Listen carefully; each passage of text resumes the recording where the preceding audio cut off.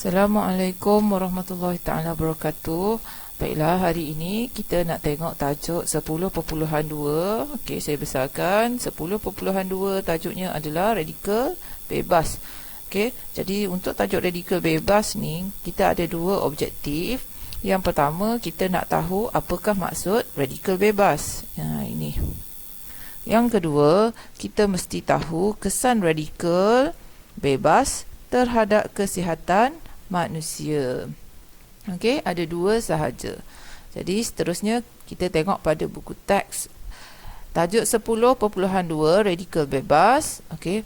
Yang pertama, tadi kita nak tahu maksud. Jadi definisi radikal bebas. Ini adalah definisi radikal bebas. Apakah maksud perkataan radikal bebas? Jadi radikal bebas ini maksud dia yang dalam kotak warna kuning.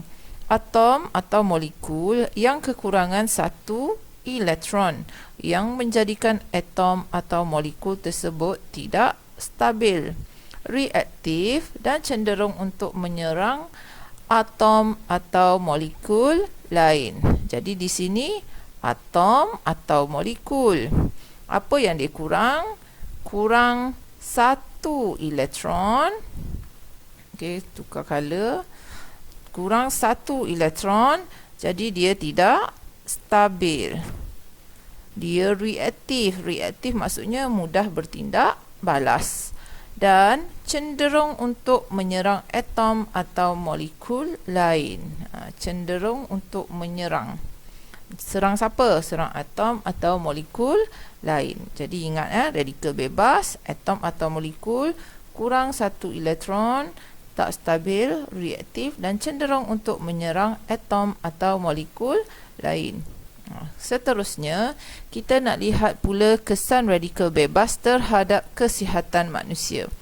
Okey, kesan radikal bebas terhadap kesihatan manusia, kita ambil color pink. Ni. Apakah kesan radikal bebas terhadap kesihatan manusia?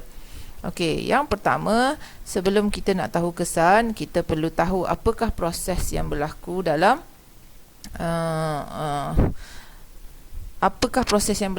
badan kita. Ni ada kaitan dengan badan kita juga dan di persekitaran kita pun. Okey, jadi ada satu proses, nama dia proses pengoksidaan. Okey, proses pengoksidaan ini adalah tindak balas kimia. Okey, yang berlaku pada satu bahan tindak balas mengalami kehilangan elektron. Okey, tindak balas kimia bila satu bahan mengalami kehilangan elektron. Okey. Satu bahan kehilangan elektron. Kalau awak tengok ayat dia lebih kurang tak macam tadi. Macam radikal bebas tadi. Okey.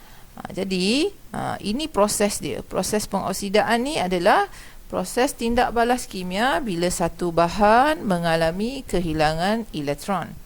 Jadi akibat daripada proses ini, ia menghasilkan radikal bebas.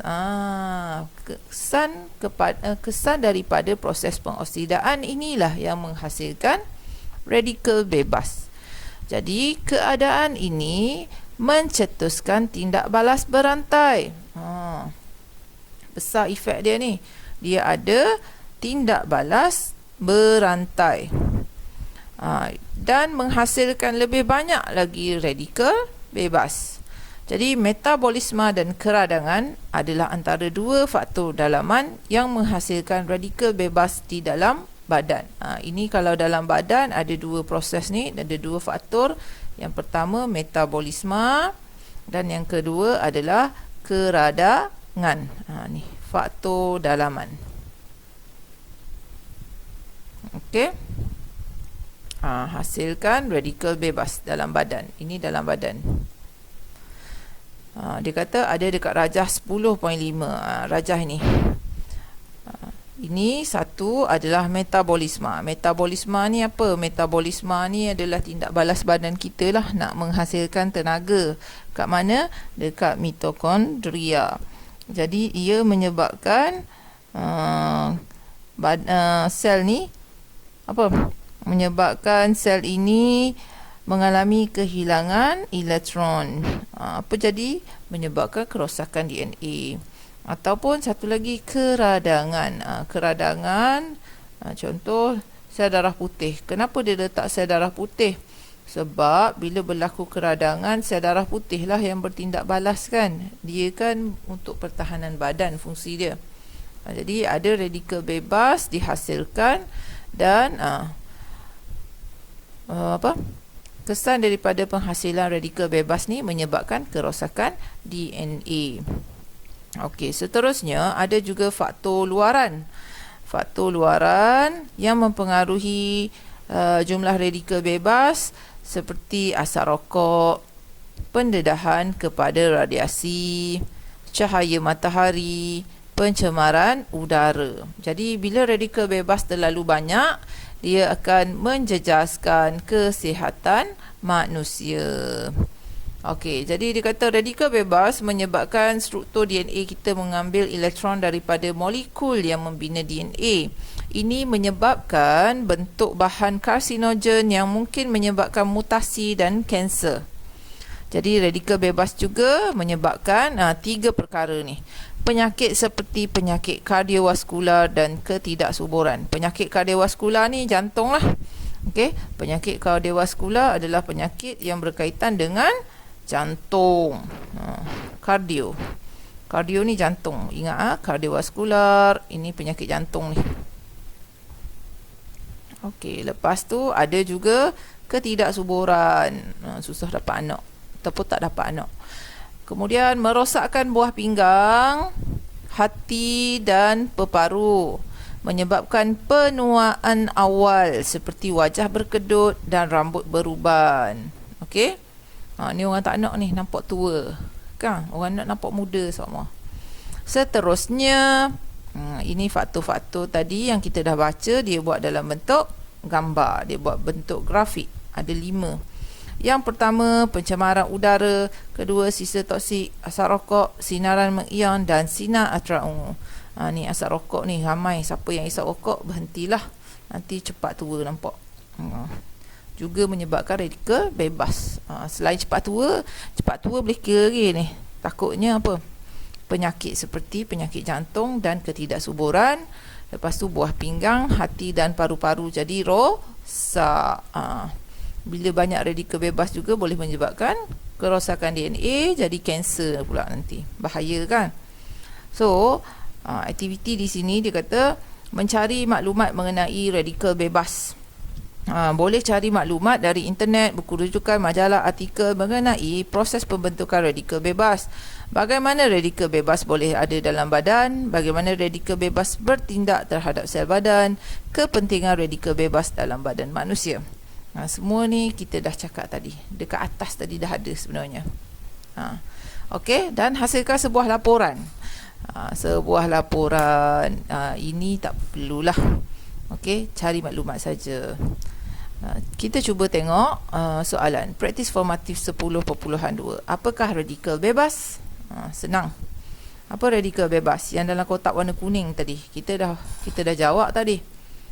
Dalam kotak kuning, atom atau molekul yang kurang 1 elektron. Jadi tulis balik. Okey, sini. Atom atau molekul